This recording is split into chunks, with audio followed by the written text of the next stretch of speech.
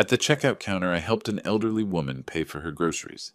She pulled me close and whispered urgently, "After your son leaves, don't touch the snow outside your home.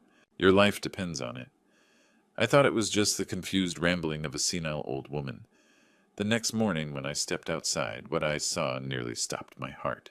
What was waiting in my yard that morning, I'll tell you in just a moment.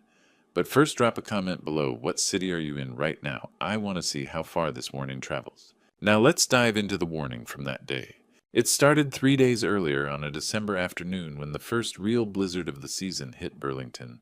I was standing in line at Morrison's Grocery, the little mom-and-pop place, 2 blocks from my house on Birch Street, watching fat snowflakes paste themselves against the windows. At 70 years old, you stop chasing sales across town. You go to the place where they know your name, where the aisles are familiar. The elderly woman ahead of me was counting coins onto the counter with trembling fingers. She wore a threadbare coat and faded scarf. On the belt sat the saddest grocery order I'd seen: a small loaf of bread milk, 3 potatoes, and a single onion. "Ma'am, you're short about $1.50, Ashley, the young cashier, said gently. "How can that be?" The old woman's hands shook. "I counted at home twice." Behind me, someone sighed with impatience. The line was growing. I looked at that hunched figure, at her red hands, at those meager groceries. 5 years since Judith passed, and I still heard her voice. "Frederick, we have more than enough. Always help when you can." "Ashley, ring it up with mine," I said, placing a 20 on the counter. "Oh, sweetheart, you really don't have to." The old woman turned, and her eyes met mine. Those eyes, not cloudy or distant, but clear as winter sky, sharp as broken glass. They looked straight through me in a way that made my breath catch. There was something ancient in that stare, something that knew things. "Thank you, dear," she said quietly. Her grip on my sleeve was surprisingly strong. "Your kindness won't be forgotten." She gathered her groceries, then turned back. The store seemed to go quiet. She leaned in close, and I smelled mothballs and dried lavender. "Listen carefully," she whispered. "When your son leaves tonight, do not touch the snow in your yard. No matter what he tells you, don't shovel until morning." "I'm sorry, what—" Her fingers dug into my sleeve. "Your life depends on it. Promise me." The intensity in her voice rattled me. Okay, I promise." She released me, nodding, and moved toward the exit with surprising speed. The doors whooshed open, and she disappeared into the swirling white like she'd never been there at all. My heart hammered. "Mr. Lawson." "You all right?" Ashley asked. "Fine." I shook my head and paid for my groceries, chicken, vegetables, bread, then headed into the storm. The wind slapped my face. I trudged home, boots crunching through powder. The old woman's words echoed. "When your son leaves tonight, how did she know Connor was coming?" I hadn't told anyone. He'd called that morning, said he needed to stop by after work. First time in 3 months without me asking. I laughed it off as I unlocked my door and stomped snow from my boots. Just an old woman's rambling. Dementia, probably. They get fixated on strange things, see patterns that aren't there. But something in her eyes stayed with me as I watched the storm through my kitchen window. Something that suggested she'd seen things I couldn't imagine, knew things I didn't want to know. She'd looked right into my future and seen something that terrified her. Something involving my son and the snow, now covering my yard in a pristine, unmarked blanket of white. That evening, headlights swept across my living room wall around 6:30. Connor's black sedan pulled into the driveway, wheels crunching through mounting snow. I opened the door before he could knock. "Connor, come in, you'll freeze." "Can't stay long, Dad." He stepped inside, shaking snow from his jacket but not taking it off. At 38, my son had grown into a stranger, sharp-featured, always checking his phone, always in a hurry to be somewhere else. "I've got a work trip," he said, not meeting my eyes. "Leaving in an hour. Just wanted to check on you." "That's thoughtful." I tried to keep the surprise out of my voice. "How long?" "Week, maybe 10 days. He glanced around the house, his gaze lingering on photos of Judith, then moving to the window overlooking the backyard. "Roads are getting bad. They'll plow by morning. Dad, you need to shovel the driveway tonight, before it gets worse." "Tonight, Connor, it's still coming down. Do it tonight." His voice had an edge I didn't like. "You're not getting any younger. If something happens, emergency services need to get in." The concern seemed off. Too rehearsed, too insistent.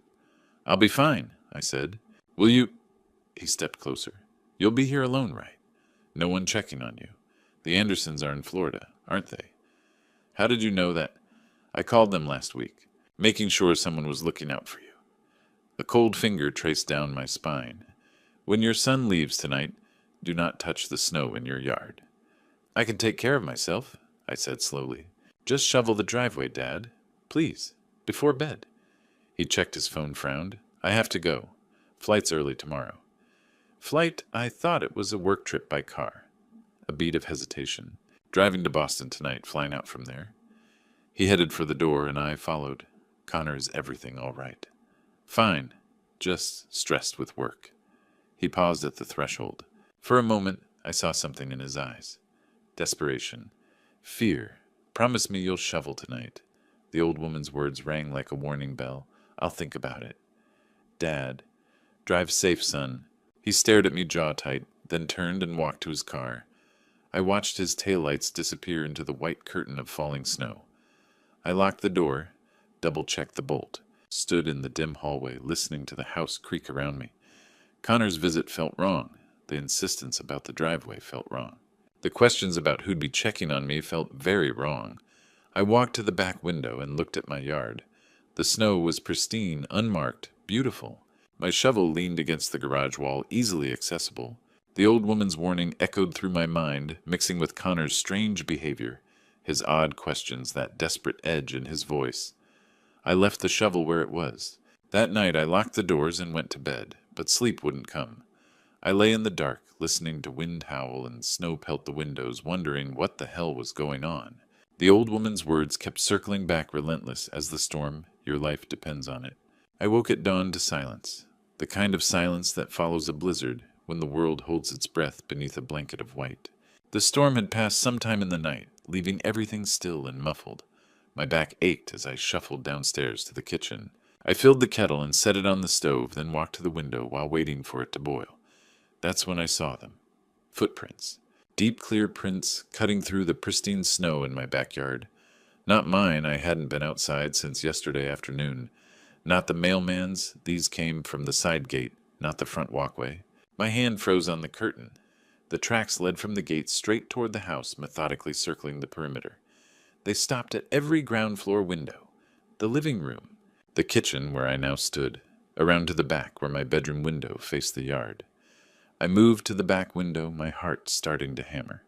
The footprints came right up to the glass, close enough that whoever made them could have looked inside, could have seen me sleeping, and there my breath caught marks in the snow beneath the window frame. Scuff marks. Like someone had tested the window, tried it, checked if it was locked.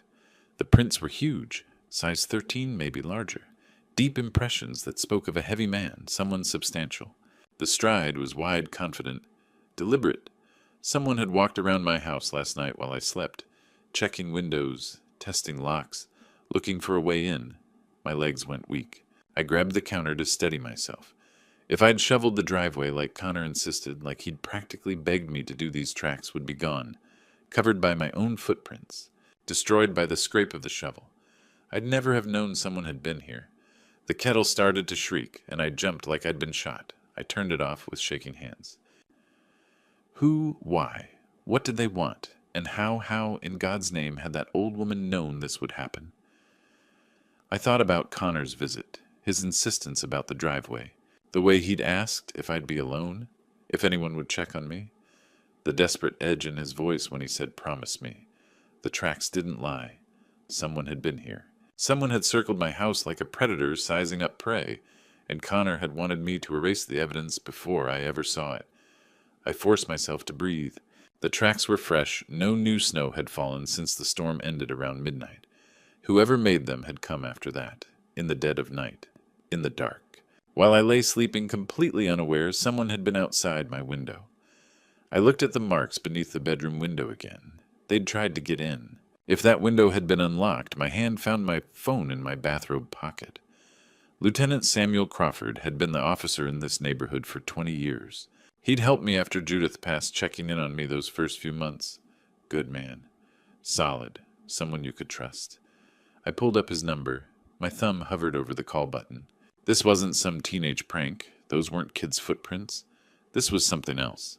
Something that made my gut twist with a fear I hadn't felt in decades. The old woman's face flashed in my memory, those clear, knowing eyes. She'd seen this. Somehow, impossibly, she'd known, and she'd saved me. I pressed dial. The phone rang once, twice. Crawford, his familiar voice answered. Samuel, it's Frederick Lawson. I need you to come over. My voice was steadier than I felt. Someone was in my yard last night, and I think they were trying to get inside. Lieutenant Crawford arrived within 20 minutes, his cruiser pulling up with lights off but engine running. He stepped out, a tall black man in his early 50s with the kind of presence that made you feel safer, just having him around. Mr. Lawson, he shook my hand firmly. Show me. I led him to the back window. He studied the yard, then went outside. I watched as he crouched by the tracks, taking photos. He moved methodically, following the path the intruder had taken, from the gate to the house, around the perimeter, pausing at each window. When he came back inside, his expression was grim. Size 13 boots, heavy tread. This man weighs at least 200 pounds. He looked at me seriously. Mr. Lawson, this wasn't random. He was checking every entry point. Checking for what? To see which ones were vulnerable. Crawford pulled out a notepad. You lock your windows at night. Always. Ever since my wife passed. Good, that probably saved you. He wrote something down. Your neighbor across the street. Mrs. Fletcher, she's got a security camera, doesn't she? Rosemary. Yes. Let's go talk to her. Mrs. Rosemary Fletcher opened her door in a quilted bathrobe, eyes widening. Frederick! What on earth? Sorry to bother you so early, I said. We need to check your camera from last night. Of course. Come in. Crawford took the remote, rewinding through footage. Try around midnight, I said. He fast-forwarded through hours of empty street and falling snow. Then, there, Crawford froze the image. 11:44 p.m. A dark sedan rolled slowly down Birch Street, no headlights. It stopped in front of my house. A man got out, tall, broad-shouldered, wearing a dark jacket and knit cap. He looked both ways, then walked to my gate. He knows where he's going, Crawford muttered. The man disappeared into my yard. The minutes ticked by. 8, 10, 12. Then he reappeared, walking back with the same unhurried confidence. He got in and drove away. Back it up, Crawford said, to when he's getting in. Rosemary rewound. Crawford leaned close. Can you zoom in? The image pixelated, but you could make out part of the license plate.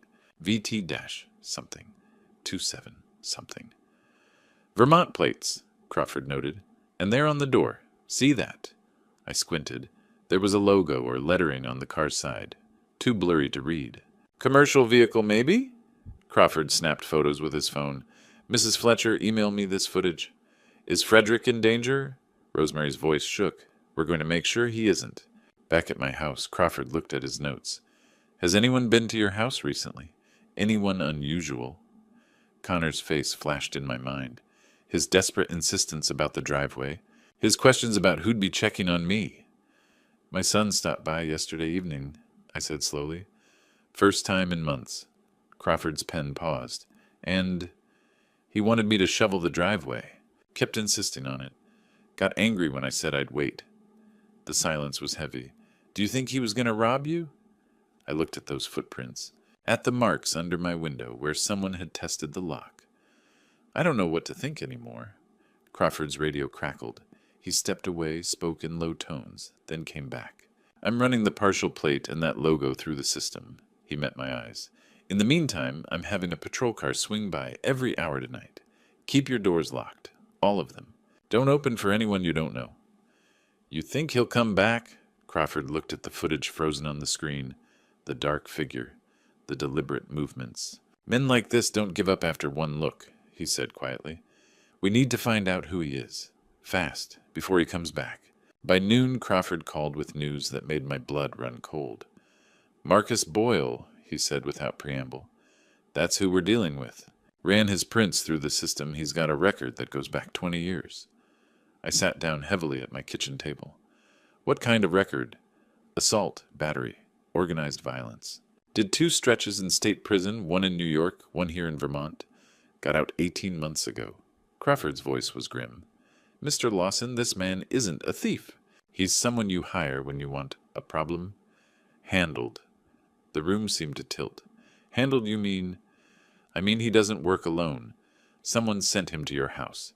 Someone paid him. My hand tightened on the phone. For what? That's what we're working on. But Frederick? He rarely used my first name. That alone told me how serious this was. Men like Boyle don't case houses for burglary. They're paid to do things most people wouldn't. Things like what? A pause. Things I don't want to say out loud until we have him in custody. My mouth went dry. Samuel? We found the motel where he's staying.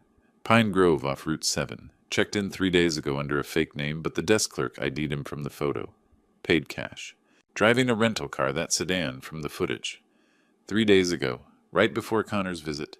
Right before that old woman warned me about the snow. What does this man want with me? I don't know yet, but we're not waiting to find out. I heard papers rustling. We've got units positioned near the motel. We're tracking his movements. The rental company confirmed he's still got the vehicle. And Frederick, we pulled his phone records. He made a call last night at 11:30 p.m., right before he showed up at your house. To Husata. Still tracing that. But someone told him to come. Someone gave him your address. I thought about those footprints again. The way he'd methodically checked every window. The marks under my bedroom window where he'd tested the lock. He was coming back, I said quietly. Wasn't he? Last night was just reconnaissance. That's our assessment, yes. Crawford's voice hardened. That's why I need you to listen very carefully. Stay inside. Keep every door and window locked. I'm posting Officer Brennan outside your house for the rest of the day and tonight. If Boyle comes anywhere near Birch Street, we'll have him. You think he'll come back tonight? I think he was paid to do a job and he didn't finish it. So yes. A pause. Frederick is there anyone who might want to hurt you? Any disputes? Money problems? Anything? Connor's face swam in my mind again, the desperation in his voice. Promise me you'll shovel tonight. The questions about whether I'd be alone. I can't think of anyone, I said, but the words felt like lies in my mouth. Well, think hard. Because someone hired Marcus Boyle. Someone who knows where you live. Someone who wanted him here last night. After I hung up, I sat at that table for a long time staring at nothing. Marcus Boyle. A man hired to make problems disappear. And someone had pointed him at me. The old woman's warning echoed through my mind, mixing with Connor's strange behavior with those footprints in the snow. The pieces were there scattered like a puzzle I didn't want to solve. My phone sat on the table. I could call Connor, ask him directly. But ask him what the questions forming in my mind were too terrible to speak aloud. The thought was insane. He was my son, my boy. But I'd seen those tracks. I'd watched that footage. I'd heard Crawford's voice when he said someone you hire when you want a problem handled. A cold dread settled in my chest, heavy as stone. This wasn't random. This wasn't some mistake or a coincidence. Someone wanted something from me. Something permanent. And somewhere in the back of my mind, in a place I didn't want to look, I was starting to understand who. They caught him at 4 p.m., just 2 hours before he planned to return to my house. Crawford called with the news. We've got him, Frederick. Boyle. Picked him up at the Pine Grove Motel without incident. I gripped the phone. And he had a duffel bag packed.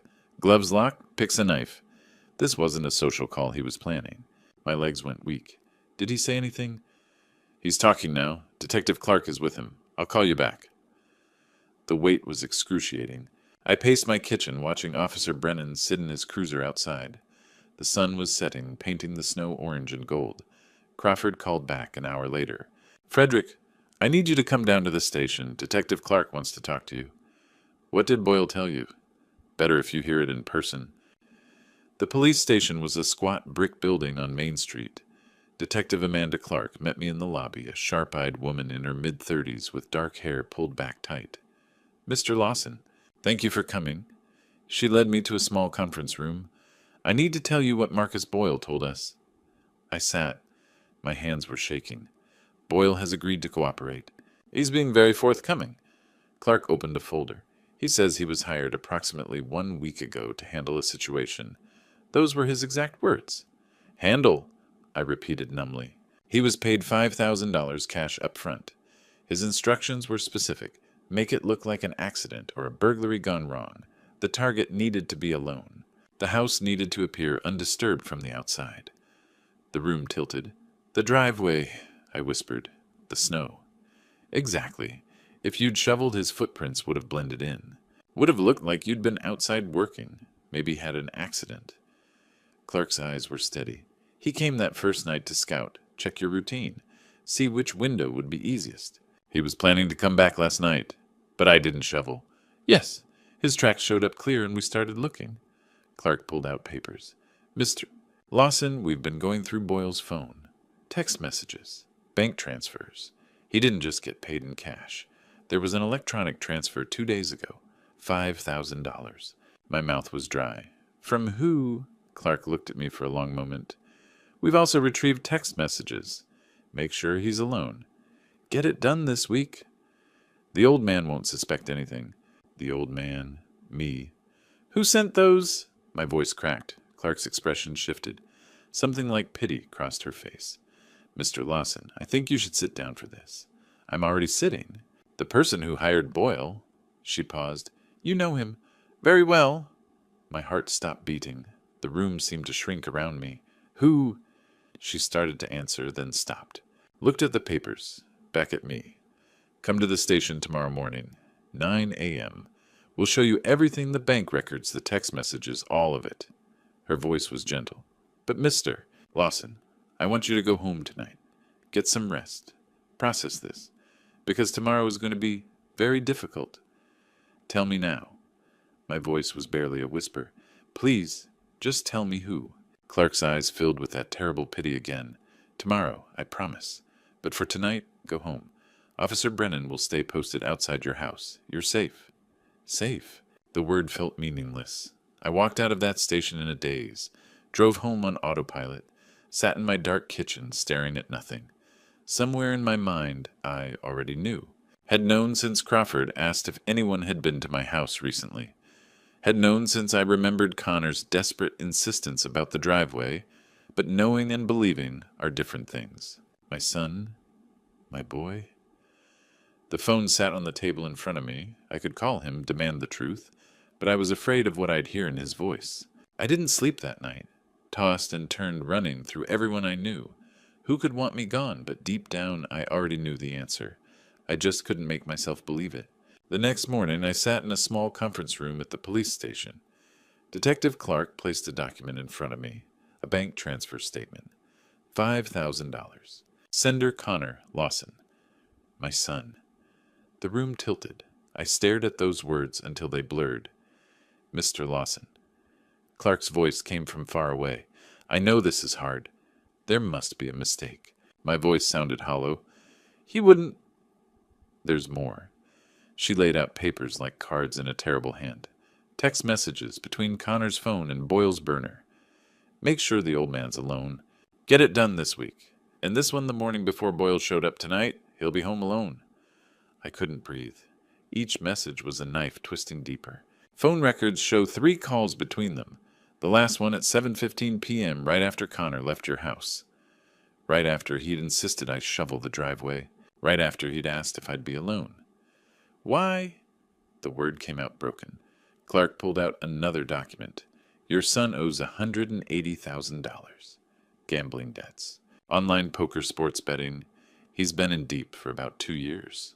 $180,000. How had I not known? He's been getting threats. Messages from loan sharks. Pay up or else. We know where you live. Clark's voice was gentle but relentless. Your house is worth $600,000. As your only child, Connor stands to inherit everything. It would have solved all his problems. The numbers swam in front of me. My house. My life. Reduced to a transaction. When Judith died, Connor was 8 years old. Just a boy. I heard myself speaking. He was so scared. Of being alone. Of losing me too. I could see him so clearly. That little boy with tears streaming down his face arms, wrapped tight around my waist. I'll always take care of you, Dad. Always. But somewhere between that frightened child and the man who'd stood in my kitchen, something had broken. I gave him everything, I whispered. After Judith passed, he was all I had left. I worked 2 jobs to put him through college. Helped with his apartment, his car. Every time he needed money. My voice cracked. I would have given him the house if he'd asked. All he had to do was ask. Clark said nothing. What could she say? He didn't just want the house. I said slowly. He wanted me gone. Not in a nursing home. Not living somewhere else. Gone. I'm sorry. Where is he? We have units heading to his apartment now. We'll have him in custody within the hour. She paused. Do you want to be here when we bring him in? You don't have to.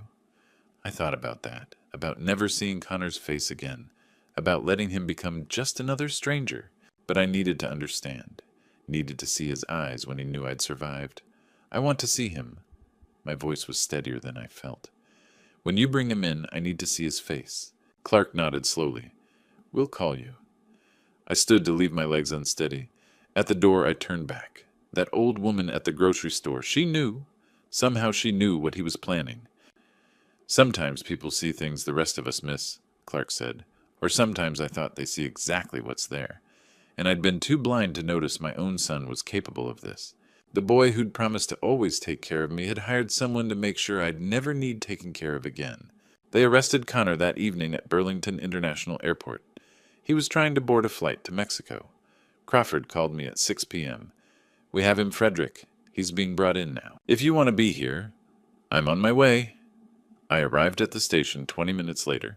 Clark met me in the hallway, her expression carefully neutral. He's in interrogation room, too. There's an observation room next door. One-way glass. He won't know you're there unless you want him to. I nodded, not trusting my voice.